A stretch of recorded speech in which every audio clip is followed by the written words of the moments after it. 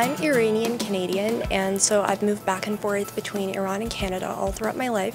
I actually came to the York region after being in Iran for 4 years last December, and so it's been a year since I've been here.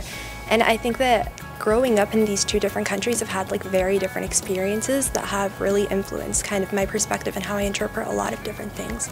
And I think it's like influenced a lot of my values and things that I work towards. Roadmap to Financial Literacy: An Introduction to Personal Finance for Teenagers is a book that covers topics such as building credit, student loans, mortgages, saving and investing, as well as building, maintaining, and updating a budget.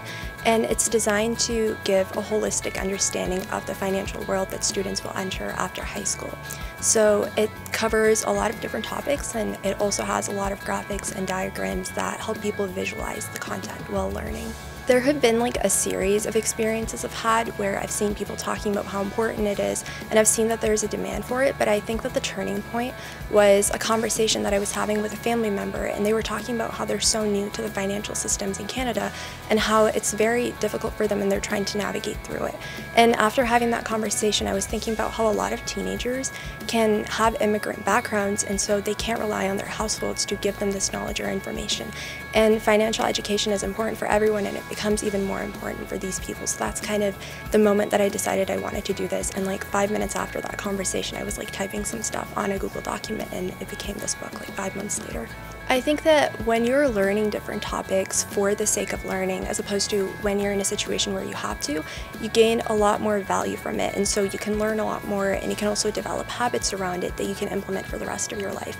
And so if teenagers are able to develop these skills and implement them and be able to practice with it, even if they have a small amount of income right now, they'll be so much more likely to start off financially strong. And so I think that it's the habits that can really help them strengthen that knowledge over time.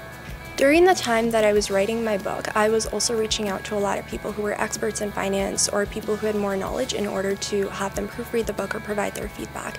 And during that process, I also came across a lot of organizations and students who were doing financial literacy initiatives. And I thought that Operation Economics International was amazing because it was having like a lot of impact on its community with a lot of different initiatives.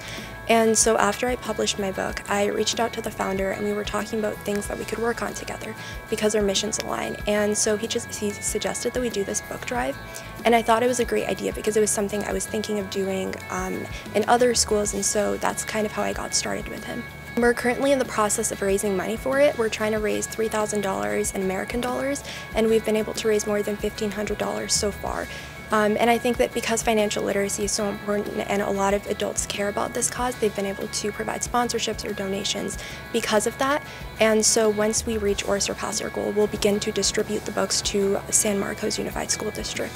That's where the founder has his organization, and that's why I got in touch with him, so that's how we're doing it. I feel like I want to do it in other districts in some way, shape, or form, whether that be electronically or physical copies. I would say if you find something that you think could be improved or something that you care about, don't wait for others to make a change or do something. You can kind of take initiative and do that yourself. And a lot of times the things that haven't been done before are so unconventional, they're the most meaningful things to pursue, and so that's kind of what I would recommend, is doing things that aren't done before.